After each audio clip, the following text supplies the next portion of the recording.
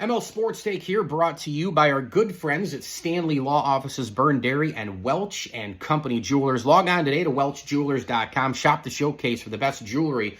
Around 20% off on select jewelry in September. welchjewelers.com.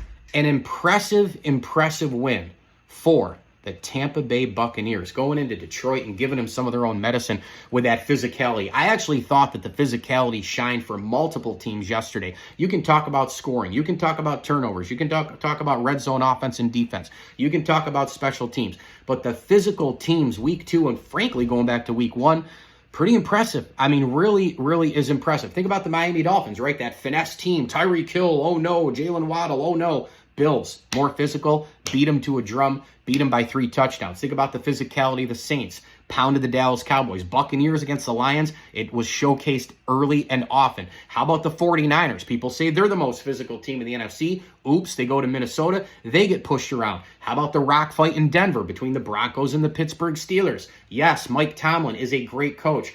This is what they do. They're going to win a lot of games. They want to beat you 10-7, 13-10, 16-13, 13-6, whatever the case may be. Well, they won 13-6 yesterday against Denver. Why? Defense, short fields, special teams, physicality, toughness, head coaching. Have you heard that before from the Pittsburgh Steelers? I got to tell you, you can love winning this way all you want, but it's got to be frustrating because you're not bad enough to get a top pick, and you're good enough for people to go, let's just keep rolling along with Mike Tomlin and all that. We're going to hang around and make the playoffs. But in order to get elite, they need to get a franchise quarterback somehow, some way. Remember, they had the complete puzzle. Of course they did when they won Super Bowls. You have to have a complete puzzle when you win a Super Bowl.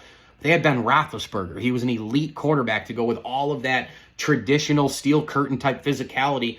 And then you had everything else. You had the offensive players. You had Antonio Brown. On and on it went. You still need that elite quarterback to win a Super Bowl, but goodness gracious, from the appreciation standpoint, from a how do they do it standpoint, yeah, Pittsburgh going places and winning this way still continues to amaze. Again, the problem, though, is you're caught right in the middle.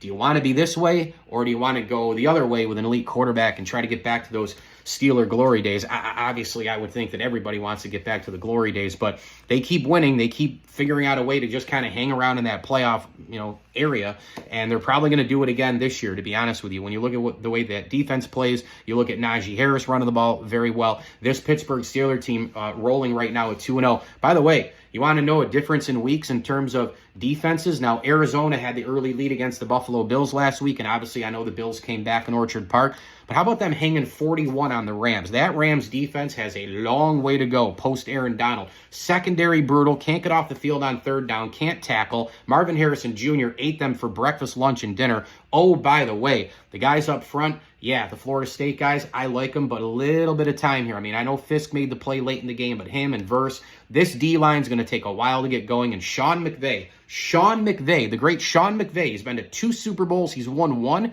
He got outcoached. He got absolutely outcoached yesterday, and that Rams defense was brutal. Matthew Stafford had the fumble that was lost. The Rams just could not run the football, and if they can't run the football, they're in trouble. Arizona, oh yeah, Kyler Murray, have a day. Try to catch him if you can. He's like the Nabbit in the Mario Brothers. 17-21 for 266 and 3 touchdowns, ran for 59 as well. Pretty good for the Cardinals. They're 1-1 on the season.